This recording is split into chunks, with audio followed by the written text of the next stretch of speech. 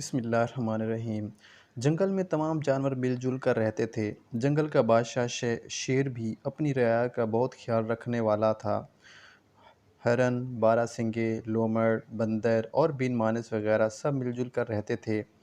اگر جنگل میں کبھی کوئی شکاری آ جاتا تو سب مل کر اس کی کوشش ناکام بنا دیتے۔ چوہے اس کا جال قطر لیتے، ہاتھی چوکیداری کے فرائض سر انجام دیتے، کسی اجنبی یا مشکوک شخص کو جنگل میں داخلے ہونے کی اجازت نہ دیتے۔ ہفتے میں ایک بار جنگل میں ون ڈش پارٹی ہوتی تھی۔ سب جانور اور پرندے مل جل کر کھانا کھاتے، دیر تک گپ شپ کرتے۔ اگر کسی جانور کی سالگرہ ہوتی تو سب بندر سے ڈانس کی فرمائش کرتے۔ کبوتر اور طوطے گانا گاتے۔ جنگل میں کچھ دنوں سے ایک مور آ کر رہنے لگا تھا۔ اس کے پر بہت خوبصورت تھے، چال بھی نرالی تھی۔ اسے احساس تھا کہ اس کے پاؤں بدصورت ہیں، اس لیے اس نے ریشم کے جوتے پہنے ہوئے تھے۔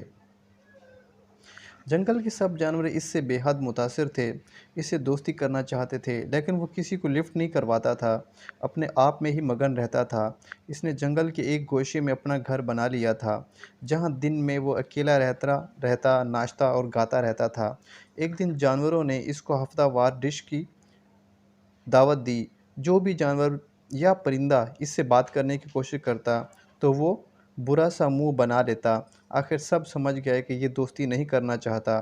مور اکیلا شام کو سیر کرنے کے لیے نکلتا تھا۔ ایک دن جنگل کے بادشاہ نے سب جانوروں کو دعوت کی تو مور کو بھی آنا پڑا، لیکن اس نے کسی سے بات نہ کی۔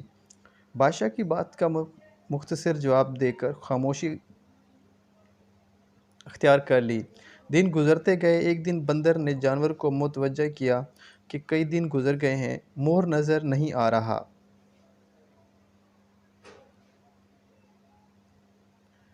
بلی نے تجویز دی کہ بے شک وہ مغرور اور بدمزاج ہے، پھر بھی وہ ہمارا فرض ہے کہ جا کر معلوم کریں کہ اس کو کوئی پریشانی تو نہیں ہے۔